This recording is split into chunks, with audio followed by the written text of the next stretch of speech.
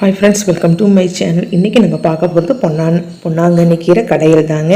இப்படி தாங்க பொன்னாங்கண்ணி இருக்கும். பொன்னாங்கண்ணி ரெண்டு வகை இருக்குது. சீமை பொன்னாங்கண்ணி, நாட்டு பொன்னாங்கண்ணி. இதில் நாட்டு பொன்னாங்கண்ணி தாங்க நல்ல மருத்துவ குணங்கள் அதிகம் நிறைந்தது. எனக்கு அந்த நாட்டு பொன்னாங்கண்ணி கிடைச்சிது. உங்களுக்கு கிடைச்சாலும் நீங்கள் இந்த மாதிரி வாங்கி சமைச்சு பாருங்கள். ஒரு பழமொழியே இருக்குல்லங்க, பொன்னாங்கண்ணி கீரையை புளி போட்டு கடைஞ்சா அண்ணாமலையாக இருக்கும், அடிநாக்கு தித்திக்கும்னு சொல்லுவாங்க. அப்போ எந்த அளவு ருசி இருக்குன்றதை பார்த்துக்கோங்க. இப்போ அதை ஃபுல்லாக க்ளீன் பண்ணி இதை மாதிரி ஒரு வடிகட்டியில் வச்சுக்கிறேன். நீங்கள் ஒரு 4-5 தடவை நல்லா கழுவிட்டு இது பண்ணுங்கள். ஏன்னா மண்ணும் இருக்கும்.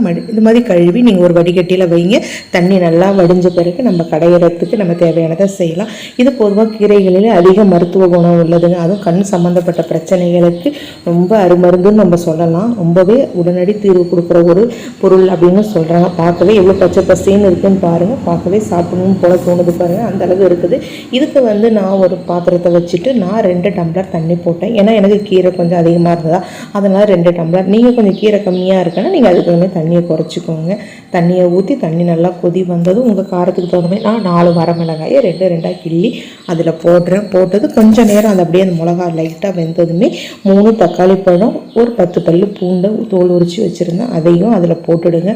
போட்டு எல்லாம் சேர்ந்து கொஞ்சம் நேரம் வெந்து வரும். அந்த சமயம் புளி சேருங்க. புளி அதிகமாக போட்டுடாதீங்க ஃப்ரெண்ட்ஸ், திட்டமாக போடுங்க. நான் காமிச்சிருக்கேன் பாருங்களேன் எந்த அளவு நான் புளி எடுக்கிறேன்னு. இப்போ பாருங்களேன் எந்த அளவுக்கு நான் பிரிச்சியும் காட்டுறேன் பாருங்கள். உங்களுக்கு அந்த அளவு அதிக கீரைக்கு நான் இவ்வளோ தான் போடுறேன். ஒரு சின்ன பீஸ் உள்ளே விழுந்துடுச்சு. இந்த அளவு புளியை போட்டு அப்படியே ஒரு தட்டை போட்டு மூடி வைங்க. நல்லா கொதி வந்து அந்த தக்காளி, புளி, பூண்டு எல்லாமே கொஞ்சம் நல்லா வெந்த பிறகு நம்ம கீரையை சேர்க்க வேண்டியதான்.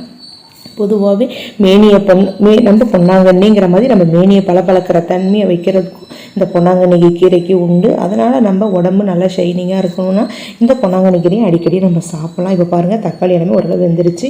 இப்போ நம்ம கழுவி வச்சு இந்த பொன்னாங்கண்ணி கீரை நமக்கு ரெடியாக இருக்குது. இப்போ அதை நான் அதில் சேர்த்து நல்லா கீரையை வேக வைக்க வேண்டியதான். வேக வைக்கும்போது நம்ம கீரை நிறையா இருக்கும்போது எடுத்ததும் கொஞ்சம் நமக்கு அந்த பாத்திரத்தில் வச்சது நமக்கு ஃபுல்லாக இருக்கிற மாதிரி தான் தெரியும். அது கொஞ்சம் லைட்டாக வெந்து அதுக்கப்புறம் நம்ம கரண்டியால் கிளறும் போது தான் நமக்கு அடி வரைக்கும் நல்லா போய் கீரை நல்லா வெந்து வரும். நம்ம வைக்கும் போது பாருங்கள் நிறைய இருக்கிற மாதிரி தெரியுது. ஆனால் கடைஞ்சால் நமக்கு திட்டமாக தான் ஃப்ரெண்ட்ஸ் இருக்கும். அதனால் கிடைச்சதுனா நீங்கள் மிஸ் பண்ணாமல் பொதுவாக அந்த கீரையே சாப்பிடுங்க. இப்போ பாருங்கள் சேர்த்துட்டு லைட்டாக கிளறேன். இப்போ நமக்கு நிறையா இருக்கிற மாதிரி தான் தெரியுது. ஆனால் லைட்டாக ஒரு சூடு அடியில் கீரை வெந்த பிறகு திருப்பி விட்ட பிறகு பாருங்கள் நமக்கு நல்லா வெந்திருக்கும். இப்போ கீரை சேர்க்கும் போது எப்படி இருக்குது, வெந்த பிறகு எப்படி இருக்குன்றதையும் நீங்கள் பாருங்கள். எந்த அளவு கலர் மாறி நமக்கு வருது அப்படிங்கிறதையும் பாருங்கள். இப்போ கொஞ்சம் அடியில் இதுவாகிடுச்சா, இப்போ ஒரு தடவை நல்லா கிளறி விடுங்க. ஒரு பழமொழியே இருக்குதுங்க, நம்ம பொன்னாங்கண்ணி கீரையை தொடர்ந்து 27 நாள் சாப்பிட்டா பகலிலும் நிலவையே காணலாம் அப்படின்றது நம்ம முன்னோர்கள் சொல்லியிருக்காங்க. அப்போ எந்த அளவு கண் பார்வைக்கு இதை முக்கியன்றதை நல்லா இது பண்ணிக்கோங்க.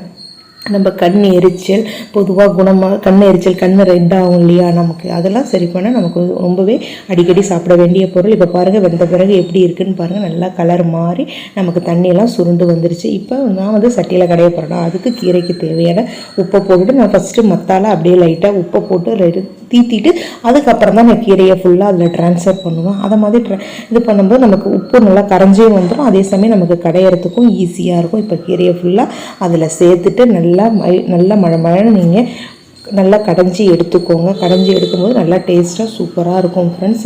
அந்த பழமொழிக்கு தகுந்த மாதிரி தான் ரொம்பவே அருமையான நமக்கு கீரை கடையில் இப்போ ரெடி ஆகிடுச்சு. இப்போ நான் கீரையை கடைஞ்சிட்டேன். அதுக்கு ஒரு தாளிப்பு கொடுக்கணும் இல்லையா, அதுக்கு ஒரு தாளிப்பு கரண்டி வச்சு ஒரு 1/2 ஸ்பூன் எண்ணெய் போட்டு தாளிப்பு வடகம் போட்டு தாளிங்க. தாளிப்பு வடகம் போட்டு நல்லா பொரிகிற அளவு அதில் வைங்க. நல்லா பொரிஞ்சதும் நம்ம கடைஞ்சி வச்சுருக்கோம் இல்லையா கீரையை, அதை நான் ஒரு பாத்திரத்தில் மாற்றிட்டேன். இப்போ கடைஞ்ச கீரையை அதில் மாற்றினா நமக்கு சூப்பரான இப்போ பொன்னாங்கண்ணி கீரை கடையல் ரெடி ஆகிடுது. இதை நீங்கள் சாதத்தோடு அப்படியே போட்டு சாப்பிடும்போது நமக்கு இன்னும் கொஞ்சம் சாதமே செலவாகும். அந்த அளவு டேஸ்ட்டு இருக்கும். இதை மாதிரி நீங்கள் செஞ்சு சாப்பிட்டு பார்த்துட்டு எப்படி இருக்குன்னு மறக்காமல் கமெண்ட் பண்ணுங்கள் ஃப்ரெண்ட்ஸ். பார்க்கவே சூப்பராக இருக்கா, சாப்பிடவும் அதை விட சூப்பராக இருக்கும். எப்படி இருக்குன்னு சொல்லிட்டு செஞ்சு பார்த்துட்டு சொல்லுங்கள். என்னோடய வீடியோ பிடிச்சிருந்தால் லைக் பண்ணுங்கள், ஷேர் பண்ணுங்கள், சப்ஸ்கிரைப் பண்ணுங்கள். மறக்காமல் லைக் பண்ணுங்கள் ஃப்ரெண்ட்ஸ். நீங்கள் கொடுக்குற ஒரு லைக்கும் எனக்கு பூஸ்டப்பாக இருக்கும். பொன்னாங்கண்ணி கீரை கடையெல்லாம் இப்படி தான் இருக்கும். புளி போட்டு இதை மாதிரி கொஞ்சமாக புளி போட்டு கடைஞ்சி பார்த்துட்டு மறக்காமல் உங்களோட கமெண்ட்டை எனக்கு சொல்லுங்கள் ஃப்ரெண்ட்ஸ்.